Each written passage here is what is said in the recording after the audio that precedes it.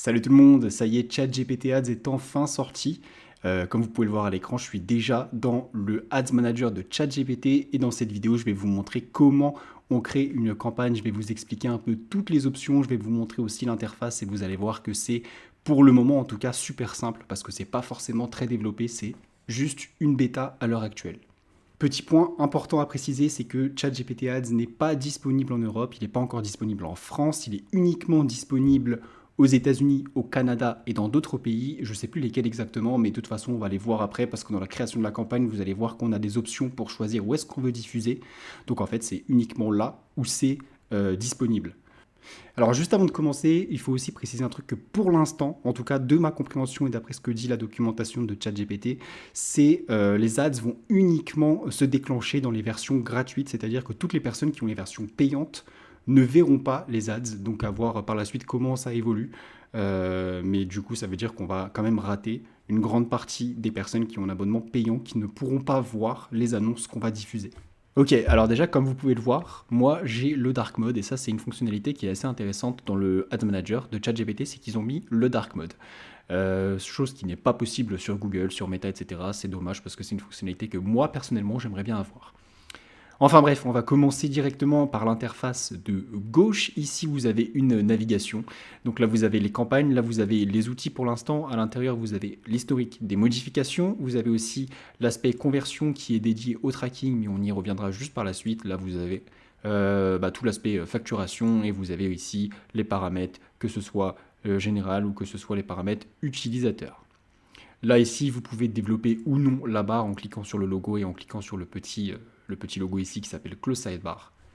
Et enfin, au milieu, vous avez l'interface principale. Donc, vous avez l'onglet Campagne, Ad Group et Annonce ou Ads pour ceux qui préfèrent la version anglaise. Ici à droite, vous avez les filtres. Vous pouvez uniquement filtrer pour le moment sur le budget, sur le statut et sur l'idée de la campagne.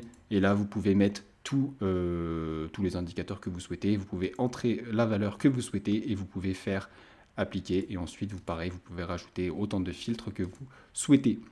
Ici, vous avez l'aspect View Insight qu'on ne pourra pas malheureusement voir ensemble pour la simple et bonne raison que là, c'est simplement un compte de test, donc j'ai pas forcément de data. Même quand on va créer la campagne, de toute façon, je n'ai rien mis dans la partie facturation, donc il n'y a rien qui va se déclencher. Donc, in fine, il n'y aura pas de data qui vont sortir et se présenter ici dans l'interface. Et là, vous avez la plage de date. Alors maintenant, pour créer une campagne, il y a deux options, en tout cas quand vous arrivez sur le compte et qu'il n'y a rien du tout. Donc vous avez ici l'option de soit créer une campagne, soit upload en bulk. Alors upload en bulk, en fait, c'est simple, c'est simplement soit intégrer un template Google Sheet qui est vierge, ou alors un template Google Sheet qui est déjà complété.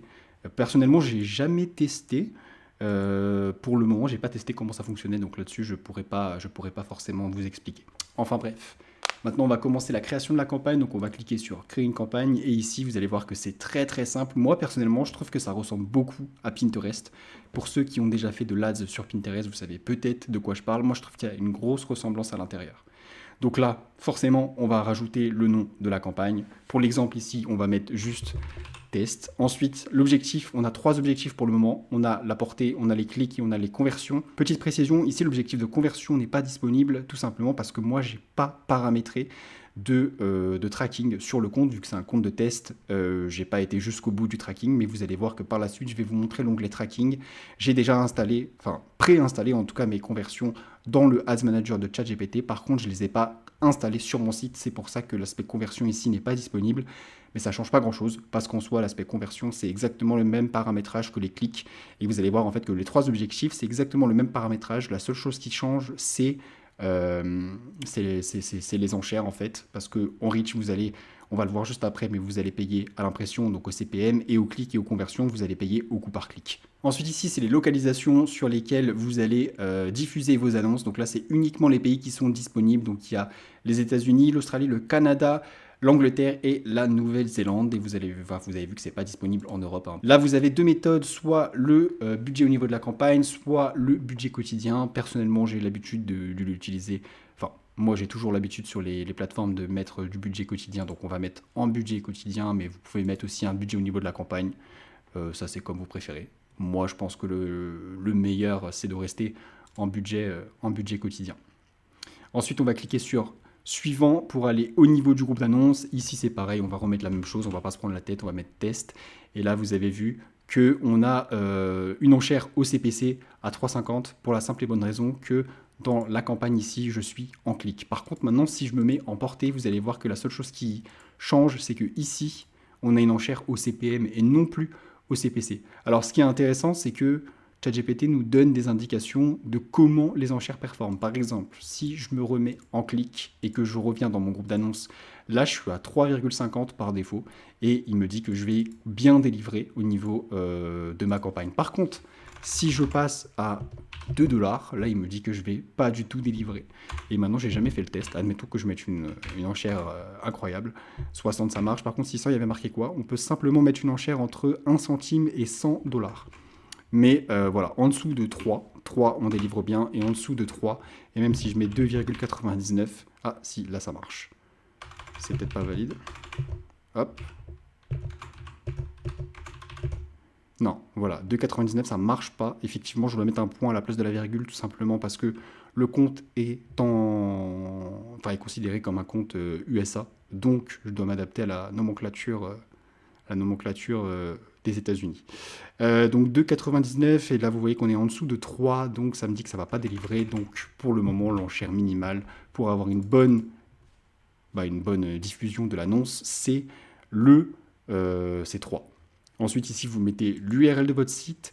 Maintenant, pour donner des indications à ChatGPT pour savoir à qui il doit diffuser l'annonce, ça fonctionne complètement différemment de Google ou de Meta, parce qu'ici, on ne va pas réfléchir en termes de centre d'intérêt, on ne va pas réfléchir en termes de mots-clés, mais en fait, on va simplement donner un contexte de notre site internet, de notre business, pour dire qu'est-ce qu'on fait dans notre business. Et grâce à ça, ChatGPT va pouvoir savoir à qui diffuser les annonces en fonction des conversations des utilisateurs. Donc voilà pour l'exemple, j'ai rempli et en fait c'est assez simple, j'ai copié-collé l'URL de mon site, je l'ai mis dans ChatGPT et je lui ai demandé de me remplir, cette case pour voir ce que ça peut donner, ce que ça peut matcher. Et du coup en fait c'est juste un site de création de site web et du coup il m'a rempli la chose avec des informations sur la création de site web. Comme ça normalement ça devrait matcher. Enfin, les annonces devraient logiquement diffuser sur les personnes qui engagent des conversations sur des créations de sites web, sur des sites web, etc. Je suppose en tout cas. Le gros problème, c'est qu'on n'a pas forcément à l'heure actuelle d'informations sur la diffusion des annonces. Ensuite, je vais configurer la publicité et ici c'est pareil, c'est assez simple. Dans un premier temps, on va donner le nom de la publicité. Bon, je ne vais pas me prendre la tête, je vais mettre un peu test partout. Comme ça au moins, ça va être assez rapide. Là, on peut mettre une image. Ok, donc là, je viens de rajouter mon image. Donc j'ai pris une image au hasard juste pour vous montrer. Et sur la droite, ici, vous avez la preview. Donc à quoi ça ressemble. Ici, vous avez le nom. Là, vous avez la version sponsorisée. Là, vous avez le titre, la description et l'image. Et ici, le petit rond qui n'est pas rempli, c'est le logo. Le logo qui se met dans les paramètres du compte que moi, je n'ai pas mis. C'est pour ça qu'ici, il n'y a pas le logo. Mais là, ça va être le logo. Globalement, le logo, on les rentre dans le paramètre du compte, dans l'onglet paramètres qu'on a vu précédemment. Là, on peut aller sur la review. Ici, on a un petit récap de tout ce qu'on a fait. Une fois que c'est bon, que vous avez fait la chose, on peut faire créer une campagne. Et du coup, la première campagne va apparaître dans notre interface du Ads Manager de ChatGPT. Alors ok, du coup, l'annonce est apparue dans le Ads Manager, donc ça se présente comme ça. Très classique, ça ressemble énormément à toutes les plateformes de pay media. Ici, on peut activer ou désactiver. Hop, ici, on a toutes les colonnes. Là, on peut aller dans les ad groups. Alors évidemment, je ne l'ai pas sélectionné. Ce que j'aurais dû faire, c'est vraiment rentrer à l'intérieur. On va dans l'ad group. Ensuite, on re-rentre à l'intérieur. Et on va dans l'annonce qui se présente comme ça avec toutes les caractéristiques. Et ensuite, ça marche un peu, en fait, ça marche comme les plateformes de social. Exactement pareil, je trouve que ça marche vraiment pareil que Pinterest. Là, on peut afficher les totaux. Ok, donc rappelez-vous ce que je vous ai dit tout à l'heure. Je vous ai dit qu'on pouvait importer le logo dans les paramètres. C'est assez simple. Ce qu'on va faire, c'est dans les settings, on va aller dans Général et ici à l'aspect logo, vous cliquez sur Modifier. Là, vous pouvez importer une image ou utiliser une URL. Moi, je l'ai déjà fait au préalable, comme ça au moins c'est fait. Et en fait, du coup, ça va remplir l'annonce, enfin le logo au niveau de l'annonce qu'on a vu tout à l'heure. Donc si je retourne dans les campagnes, que je retourne, allez, si je fais la démarche proprement, si je sélectionne ma campagne, mon groupe d'annonces, et ici je survole mon annonce, vous voyez que le logo ici est bien apparu. Il y a aussi un paramétrage que je ne vous ai pas montré tout à l'heure. Si vous cliquez sur les 3 petits points à ce niveau-là, vous avez une segmentation par appareil ou par pays. Vous pouvez aussi exporter et là vous pouvez toujours upload en bulk ou éditer les colonnes. Si on édite les colonnes, c'est assez simple. Ici, vous pouvez masquer ou réafficher les colonnes et ensuite changer l'ordre en fonction de ce que vous souhaitez avoir. Ok, maintenant si vous souhaitez voir les insights de la campagne, il suffit de la sélectionner, de cliquer ici sur le graphique en barre View Insight. Et là, vous pouvez avoir vos insights. Forcément, il n'y a rien parce que la campagne n'est pas lancée, donc il n'y a aucune donnée. Donc là, il n'y aura rien du tout. Mais ici, vous pouvez choisir les clics, le coût, le CTR, le CPC moyen et le CPM moyen. Bah écoutez, c'est tout pour la vidéo ChatGPT. En tout cas, j'espère que cette vidéo aura répondu à vos attentes, qu'on a fait le tour de la plateforme. Vous avez vu, c'est assez simple. J'espère que voilà, j'ai été assez clair dans les explications, que vous avez bien compris. En tout cas, si ça vous plaît, bah écoutez, n'hésitez pas à me le faire savoir dans les commentaires. Ça fait super plaisir. Checkez aussi la description, j'ai mis mon profil LinkedIn si vous voulez discuter, si vous voulez m'ajouter sur LinkedIn, n'hésitez pas à aller faire un tour sur mon profil LinkedIn. Merci beaucoup d'avoir regardé cette vidéo formation sur ChatGPT Ads et moi je vous dis à bientôt.